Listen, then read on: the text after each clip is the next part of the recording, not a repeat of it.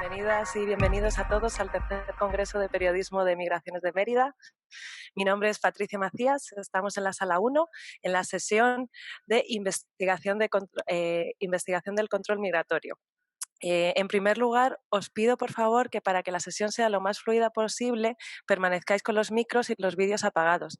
Las preguntas las vamos a responder en los últimos 10 minutos de esta sesión y podéis hacerlas a través de la sección de preguntas y respuestas que tenéis en Zoom. Además, si tenéis alguna duda técnica o dificultad, podéis conectar con el soporte técnico a través de esta misma sección, ¿de acuerdo? También recuerdo que tenemos en esta sesión traducción simultánea, por si alguien quiere traducción simultánea al inglés. La sesión la vamos a cerrar 3 minutos antes de la hora porque necesitamos tiempo para poder gestionar la siguiente sesión. Disculpas por eso, pero espero que la disfrutéis igualmente. Y bueno, pues sin más, os voy a presentar a los dos ponentes que tenemos aquí hoy con nosotros. Por un lado, Ana González Páramo, abogada e investigadora senior de Por Causa. Y por otro, Yago Álvarez Barba, periodista y jefe de la sección de economía del Salto Diario. Bienvenidos a los dos y bueno, sin más, os cedo la palabra. Bueno, ¿qué tal? Pues muchas gracias lo primero a los organizadores y organizadoras del Congreso. La verdad es que es un lujo que se nos invite, que se cuente con el Salto y sobre todo que en estos tiempos de pandemia saquéis adelante un proyecto como este, ¿no? Bueno, yo aquí creo que más que para hablar estoy para conducir un poco también porque yo creo que quien tiene muchísimo que contarnos nuestra compañera Ana. Lo que queremos hablar o de lo que va este Migratalks, yo creo que es un poco mostrar cuáles son las dificultades que nos podemos encontrar como periodista o como investigadora a la hora de hacer una investigación como la que dirigió Ana para Por Causa, ¿no? En este último informe sobre el control migratorio, ¿no? Entonces, yo creo que Ana, si quieres, puedes ir explicándonos tú un poco cuáles fueron igual esas problemáticas a lo que tuvisteis que enfrentar o qué es a lo que nos enfrentamos los periodistas y las investigadoras cuando tenemos que acometer una investigación de este tipo. Sí. Bueno, gracias, Yago, y gracias a todos los que habéis venido y a Por Causa, claro. Vamos a ver, bueno, nosotros esta investigación fue como un segundo informe de una línea que empezamos ya en el 2017. Yo no pertenecía entonces al equipo, como en Por Causa vamos cambiando equipos, un poco también vamos evolucionando la forma de investigar. Nos enfrentábamos a una investigación muy compleja que además hablaba dos lenguajes diferentes, el del periodismo y el de la investigación social, con lo cual había que aunar el tema y además nos dividíamos, como quien dice, geográficamente, ¿no? Decidimos que los periodistas harían una investigación más bien de datos y centrada en nuestra frontera sur, en la frontera sur de España nada más, y en cambio el equipo de investigación lo que trataba era de buscar de dónde venía todo el dinero y cómo engarzaba todo el procedimiento hasta llegar a esos contratos, a esas licitaciones, ¿no? Fue muy difícil y debido a nuestra precariedad en medios y en tiempo, sobre todo porque si no se iba a hacer eterno, decidimos al final reducirlo a 2 documentos en el que se iban a integrar nuestros puntos de vista, de manera que en uno iba a decir cuánto dinero hay y en el otro quién se lleva ese dinero, ¿no? Lo hicimos muy simple, pero seguía siendo muy complicado. O sea, pasamos muchas reuniones en las que tuvimos de nuevo que volver además los equipos teníamos que hablar un poco el mismo idioma, el equipo de investigación era muy arduo atado a la materia porque era todo el entramado de la Unión Europea y demás y era complicado explicárselo a cualquiera, a mi madre, a mi tía, a mi tío, vamos, a quien fuera, ¿no? Con lo cual los periodistas nos ayudaban también a hacerlo comprensible, ¿no? Y bueno, eso en cuanto a lo que es la forma de trabajar como equipo, o sea, que era muy complicado. Y luego estaba el tema en sí que te pone un montón de trabas y de zancadillas. Por ejemplo, y eso era común a los dos equipos, la falta de transparencia. Era distinta en cada equipo, ¿no? Por ejemplo, para el equipo que dirigió José Bautista, que era el de los periodistas, pues era normalmente pues temas de o bien que no estaba accesible en el portal de transparencia o que no había, o que se escudaban en la excepción esta de seguridad por la que casi todo queda queda un poco tapado. Y por nuestro lado era o por sobredosis de información, porque es una locura todo el entramado europeo, o precisamente porque esa burocracia, ese sistema, lo convertía en algo totalmente opaco. Yo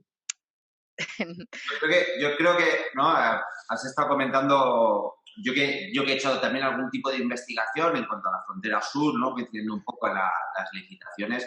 Yo creo que este doble o incluso a veces triple, si contamos las comunidades autónomas, el nivel estatal y el nivel europeo, es yo creo que una de las principales dificultades, sobre todo ahora con el tema del fronterizo, que casi todo lo que viene a concerner Europa, aunque sean nuestras fronteras, aunque las vallas estén levantadas en nuestro territorio, como el caso de Ceuta y Melilla, imposibilita un montón, ¿no? Y tú has dicho este triangular, ¿no? Que has dicho el laberinto en la que se convierte encontrar la información, esa burocracia, tal. Y luego un tema que me parece muy interesante que tú has citado es el tema de la seguridad, ¿no? Yo tengo mucha curiosidad, Ana, porque ha pasado aquí, ¿no? Aquí intentas tirar de algún tipo de contrato, de la licitación de un contrato del Ministerio de Defensa, Ministerio de Interior y el escudo de la opacidad que les da la seguridad nacional, ¿no? Yo también me gustaría ver si pudieras comentarme, curiosidad mía incluso, de cómo funciona esto a un nivel europeo, tú que estás más acostumbrada a pegarte en esto. Bueno, lo primero, como os comentaba, como teníamos tantos límites de tiempo y demás, o sea, era imposible realmente desmenuzar una serie de proyectos y querer nosotros mismos llegar a obtener una respuesta de la comisión, o sea, era imposible. Lo bueno, y a eso quería entrar, sobre todo, que es lo bueno de este tipo de investigaciones hoy, es que hay tantos colegas europeos investigando, bueno, europeos y norteamericanos. Ayer teníamos, por ejemplo, a Todd Miller para la frontera mexicana, mexicoamericana y demás, pero hay tanta gente ya en ello porque es un tema tan gordo y con tanto entramado ahí de intereses tan poderosos además, que hay mucha gente trabajando en ello y lo bueno es que lo hace público, con lo cual nos allana muchísimo trabajo y además crean herramientas que ya en sí, por ejemplo, quería comentar una que se llama Ask the EU, que directamente lo que hacen es publicar todas las preguntas que han hecho compañeros anteriores con temas que puedes filtrar y demás, y te allana, ya te digo, un montón de trabajo, porque el tema de la seguridad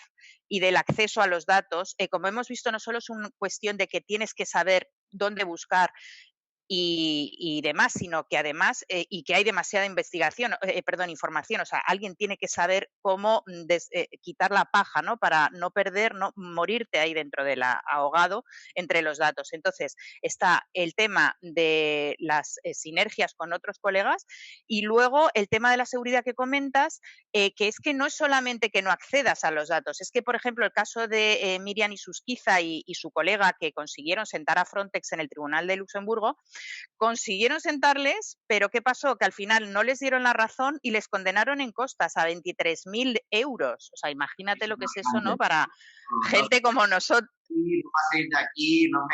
Claro, es como cuidado con el perro, ¿sabes? No, vale, os hemos dejado llegar hasta aquí y tenemos un estupendo Consejo de Derechos Humanos de no sé cuántos, pero en realidad esto de cara a la galería está súper bloqueado. Sin duda, yo creo que Frontex puede ser uno de esos grandes agujeros negros, ¿no? de la política migratoria europea, ¿no? Cómo se ha multiplicado su presupuesto en los últimos años, que es una verdadera barbaridad, y cómo actúan, yo creo que con total impunidad, ¿no? O sea, que al final recuerdo un documental que vi sobre rescates en el Mediterráneo que aparecían verdaderos mercenarios en medio del Mediterráneo, y si encima a los investigadores, a los periodistas no se nos deja meter, o como tú has dicho, se nos pega estos pasitos hacia detrás, y en total impunidad, ¿no? Claro. No, lo de Frontex es paradigmático. O sea, está en todos los ¿cómo decir?, agujeros negros, limbos, lo que sea. Frontex crece siempre, va asimilando un montón de capacidades que no debería, porque estas agencias deberían ser simplemente una herramienta de ayuda, ¿no?, para los Estados miembros, y al final está acumulando tantas funciones operativas, ejecutivas, de identificación, de retorno, o sea, se está empoderando de tal manera que ya, pero lo peor de todo no es eso, es que encima no está sometido al escrutinio escrutinio muchas veces ni del Parlamento, ni como hemos visto la sociedad civil, ni nada. O sea, que en realidad está creciendo de una manera descontrolada y sin control. O sea, que sí, es muy peligroso. Y ahora va a tener a 10.000 personas ahí patrullando con armas y, bueno, en fin, a ver cómo sigue esto. Pues al final esto de la industria de la defensa de las fronteras y tal, parece que incluso una excusa para montar un nuevo ejército de frontera, ¿no? O sea, como un ejército casi independiente, por lo menos independiente de los estados. No sé si a la Comisión Europea le harán un poquito de caso desde Frontex, pero parece un ejército total, una externalización de nuestras fronteras a casi unos mercenarios, pero que lo pagamos nosotros, ¿no? Exacto, por supuesto, efectivamente, lo pagamos nosotros y sobre todo estamos lucrando a un montón de gente que les equipa, les uniforma, les da armas, les da, o sea, todo es lo mismo, ¿sabes? Todo es dinero al final. Claro, sin meternos un poco en cifras, igual nos podéis explicar también un poco esta parte, ¿no? Porque también hemos hablado hasta ahora de las administraciones, de los niveles, etcétera, pero y la de empresas que se sacan un dineral, ¿no? Esta externalización de, pues, como tú has dicho, desde equipos hasta el proyecto SIBE de control de fronteras, etcétera, ¿verdad? Sí, claro, porque esta industria no es solamente armas o pistolas o uniformes, estamos hablando de todo. O sea, nosotros lo que es tal el negocio, o sea, hay un negocio directo y legal, que sería el de todas estas empresas, ¿no? Que suelen ser además de un perfil muy concreto, normalmente además internacionales y con, bueno, pues en mercados con mucha presencia de capital público, muy expuestas a los cambios normativos, con lo cual son como muy...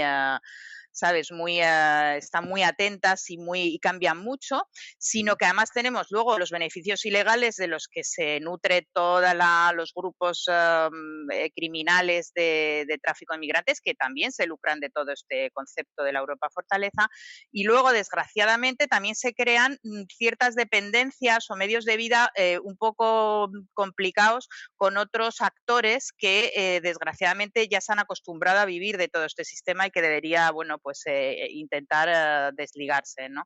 Entonces, realmente eso, son unas inercias muy, muy complicadas y que me temo bueno, que ocurren en todas partes, ¿eh? Porque ayer hablando con Todd Midler era lo mismo en la frontera de Estados Unidos, ¿no? O sea, que me temo que este es el futuro. Militarización en vez de ayudar a las personas que tenemos a los otros lados de la frontera.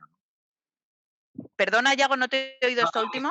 Que es una tendencia Sí. mundial, ¿no? Primeras potencias mundiales militarizando cada vez más sus fronteras en vez de ayudar a quien tenemos en otro lado, ¿no? Una falsa solución al problema migratorio, ¿no? Sí, totalmente ineficaz, vamos, es que encima es ineficaz, ya hablando del tema.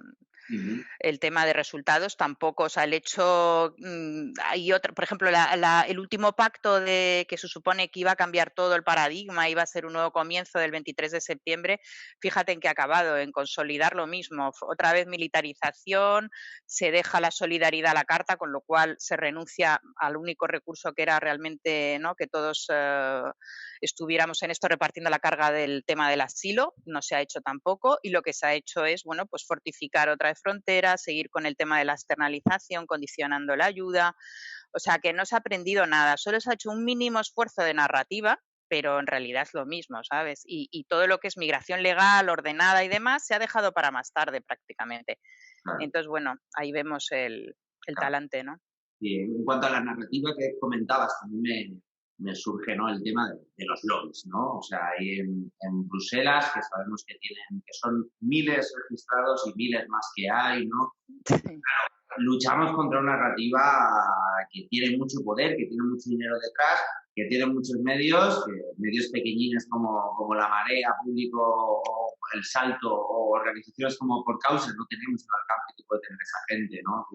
Seguramente también en la investigación te hayas tenido que meter un poco en el mundo de los lobbies, ¿no? De esta parte. Sí. Sí, nos hemos metido mucho. De hecho, yo tengo la suerte, quiero decir, que es que yo trabajé durante más de 7 años como lobista en Europa, o sea que conozco el medio, fenomenal. El lobby no es malo en sí, el lobby puede ser una ONG, puede ser una causa estupenda. Lo que pasa es que cuando estamos hablando de unos lobbies, no ya porque sean los en sí, porque defiendan un negocio, estamos hablando de lobbies que son muy, muy opacos, estamos hablando de lobbies que acceden de manera muy desigual y con privilegios, sin dejar a los demás acceder. Y entonces no estamos hablando de un lobby en condiciones, ¿no? Son fuerzas que están antes, durante y después del proceso legislativo, en todas partes, incluso inspirando políticas, ¿no? Hay grandes lobbies, sobre todo los tres más potentes, bueno, que por cierto hay empresas de las que hemos sacado en el informe que están en todas partes, porque es que están en Bruselas susurrando al oído de los legisladores o de las personas que gestionan cada dossier, están ahí para decirles lo buenos que son, y van descendiendo hasta el terreno, estando en las adjudicaciones y poniendo las vallas o montando. Es decir, están en todas partes, ¿no? Entonces es muy complicado. Sí, que controlan toda la cadena, ¿no? O sea, desde donde se firma el presupuesto que se va a gastar a nivel europeo hasta el que pone el último tornillo de la valla de Melilla, ¿no? Totalmente. Sí, están, lo controlan todo, lo conocen todos, han estado ahí hace mucho tiempo, muchos son exmonopolios incluso, o sea, controlan los resortes, saben cómo moverse y es así. Nos tocan los medios de comunicación, sabemos que tiene a la industria financiera detrás, son grandes anunciantes, son grandes inversores, prestadores de los grandes medios de comunicación, ¿no? Porque es increíble, yo que lo veo desde el tema del periodismo, el silencio que hay en este tema, ¿no? O sea, ¿quién te cuenta, qué gran medio te cuenta que existen estos lobbies que están diciendo que la mejor medida de parar una crisis migratoria sea armar hasta los dientes a un montón de gente en las fronteras o este tipo de sistemas en los que nos hemos gastado un dineral de control de fronteras, de control migratorio, etcétera, ¿verdad? Sí. Claro, y además lo peor de todo ya no es solo porque en todo lo que hemos hablado, como verás, ni siquiera hemos mencionado a los migrantes, o sea, las personas desaparecen de todo.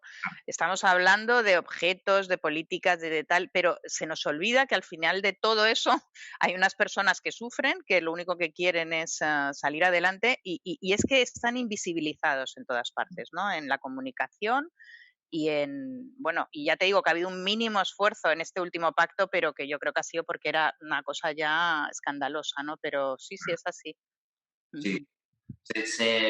Se deriva mucho, incluso a veces cuando se quiere hablar de personas, como que se deriva mucho al tema de las mafias, ¿no? Estas mafias, las mafias, ¿no? Intentar ponerlo como que esta frontera casi es mejor para ellos, ¿no? Dejar que se mueran en el Mediterráneo casi es mejor, ¿no?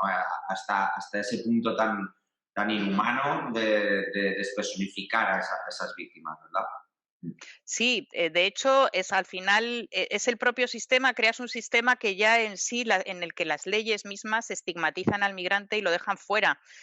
Y eso se ve en todo, en las leyes, en las políticas y acaba lo peor de todo en la narrativa, ¿no? Y se puede crear, además, se puede crear ese miedo, esa sensación y se crea, de hecho, de prácticamente en pocos años hemos pasado de que sea un tema prácticamente, bueno, del montón a que se convierta en la mayor preocupación. Bueno, ya no te voy a hablar de países en los que se ha convertido en única política, ¿no? Como los de Visegrado y demás, pero incluso aquí en España, que ni siquiera está entre en las 5 primeras inquietudes de los españoles, se consigue traspasar un mensaje de miedo que ni siquiera, o sea, se inocula, ¿no? En la sociedad, que es lo terrible.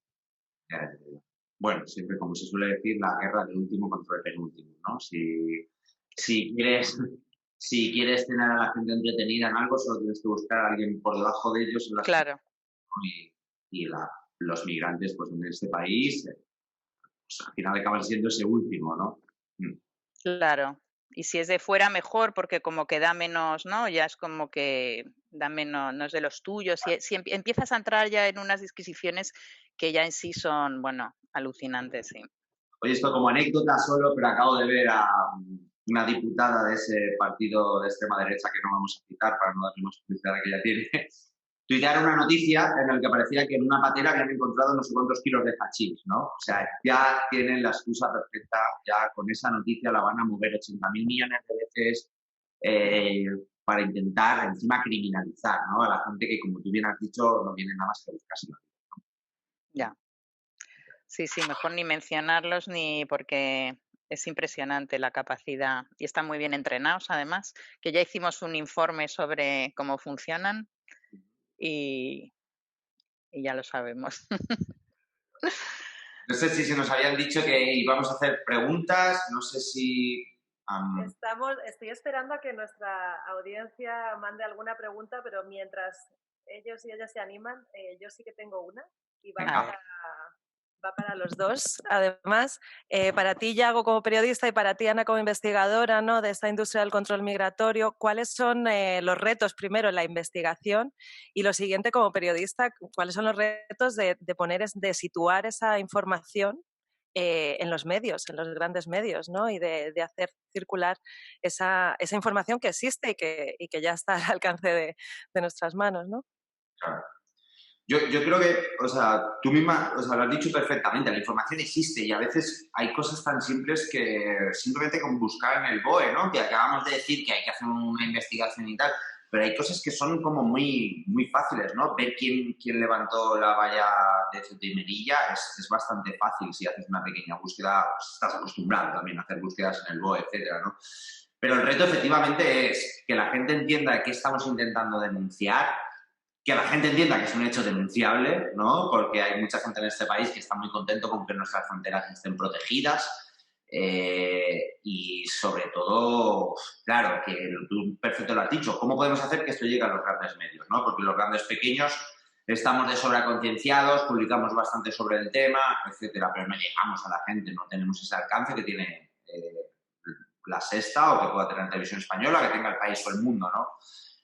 Claro, ahí está complicado y ahí es donde están las ramas de este poder, ¿no? De qué hay detrás de toda esta gente, ¿no? ¿Qué hay detrás de la industria armamentística? Que no es solo señores de la guerra, también son señores de la City londinense, ¿no? De Bruselas, de Berlín, o sea, siempre hay gente de la industria financiera y de otras industrias que están completamente relacionadas. Entonces, es muy complicado hacer. Además que a veces... También en estas lógicas del libre mercado hay gente que lo ve de lo más normal, ¿no? Pues tenemos una empresa en Granada que es la que hace los alambres de espino, las concertinas de medio planeta. Guay, a la gente le parece como genial, le parece, guay, tenemos una empresa exportadora que exporta a todo el planeta, ¿no? O sea, y ellos en su página web lo venden como tal. O sea, es como las lógicas del mercado se han comido las lógicas humanas, ¿no? Entonces, es muy complicado que la gente lo compre, que la gente lo vea y que un gran medio te compre este tema, te digo, desde el punto de vista del periodista. Sí. Tenemos por aquí preguntas de la audiencia, a no ser que Ana quiera decir algo respecto a esto. No, nada, bueno, todo lo que me ha dicho Yago lo apoyo al 100%. Es muy difícil ya no solo acceder a medios, sino además que el mensaje le interesa a la gente, porque hay tal cantidad de información y cómo el enfoque o el prisma en cómo lo vendas, lo intentes comunicarlo. Nosotros tuvimos la genial intermediación de César Astudillos, que se inventó el tema de Spectrum, porque realmente teníamos mogollón de información que no sabíamos cómo podía ser interesante a cualquier hijo de vecino, y se inventó este concepto, ¿no?, de, bueno, pues del el malvado Spectrum, ¿no?, que intentaba ir con, bueno, pues lo que representa todo esto, ¿no?, desde tanto la parte ilegal como legal, en fin, todas las inercias que se creaban con este juego de las fronteras, ¿no?, de sacar dinero. Pero es difícil no solo llegar a los medios, como decía Yago, sino porque además esos medios suelen estar, claro, en sus cúpulas de su propiedad o como patronos o lo que sea, suele haber estos poderes, están ahí, lógicamente, sino cómo hacer llegar en este mar de información algo que interese a la audiencia. Sí, es un gran reto. Lo es, desde luego. Tenemos aquí, Beatriz Nacher, que ha sido la primera pregunta. Creo que tu pregunta, Beatriz, queda más o menos englobada en la respuesta que nos acaban de dar Yago y Ana. Y voy a continuar con, pues tenemos los últimos 3 minutos con la pregunta que nos lanza Andrea Ruiz Tarín, que dice, si Frontex ha ido multiplicando su presupuesto durante los últimos años, imagino que es en parte a la ignorancia ciudadana, a la construcción de una falsa narrativa y al secretismo. ¿Cómo ofrecer una mirada crítica de este organismo si el acceso a datos es tan opaco? Yo, un poquito, yo, Ana, y te dejo. Yo, sí. O sea, yo soy bastante crítico con esto, o sea, soy crítico con la Unión Europea en general, ¿no? Con el modelo de lo que es la Unión Europea, cómo ha sido construida. No es que esté en desacuerdo en que haya una Unión Europea, sino en cómo fue construida esta. No hay casi información, no hay casi implicación. Ahora estamos empezando, por ejemplo, en países como España, a subir el porcentaje de voto en las europeas. Antes ni votábamos. Entonces, imagínate lo que es para el ciudadano o ciudadana de pie saber qué es el Frontex, cómo está subiendo las partidas, etcétera, ¿no? O sea, a mí me cuesta mucho culpar a la ciudadanía de ese desentendimiento, tal. Yo creo que cada uno tenemos bastante con los problemas que tenemos en el día a día, pero sí que es importante empezar a gestionar, ¿no? Y ahí está el papel del periodista, ¿no? Yo creo. El intentar cada vez hablar más de estos temas porque es total necesario. Ahora, no quiero robar más tiempo, pero, por ejemplo, ahora con esta nueva crisis, gran parte del paquete de medidas que se va a hacer va a salir de la PAC, de la Política Agraria Comunitaria. Ya antes de esta crisis ya se está diciendo que se iba a sacar de la PAC para meter en Frontex. O sea, los trajimanejes del presupuesto de Europa es totalmente ajeno a la ciudadanía y es muy difícil que nos pongamos. Sí. Sí, yo creo, como dices, que hay que hacer muchísima pedagogía sobre la Unión Europea. La gente no tiene ni idea de lo importante que es y de lo que nos afecta en la vida del día a día, en todo, en todo. Cada día se toman decisiones que van a afectar a nuestra manera de consumir, de todo, y no tenemos ni idea. Entonces yo creo que es muy importante acercarlo. Y Frontex, bueno, pues seguramente Frontex será más conocido en el momento en que se pongan el uniforme, empiezan a salir en la tele patrullando las fronteras, porque hasta ahora es como una especie de... La gente no sabe qué es. Por eso es tan difícil comunicar todo eso. Pues sí, muchos retos enfrente de nosotras y de nosotros, pero muchísimas gracias a los dos. Con esto tenemos que terminar. Muchas gracias, Yago. Muchas gracias, Ana. Continuamos con más sesiones y invito a todas las espectadoras y espectadores a seguir disfrutando con nosotros. Bien. Y nada, muchísimas gracias. Hasta la siguiente. Hasta pronto. Adiós, gracias.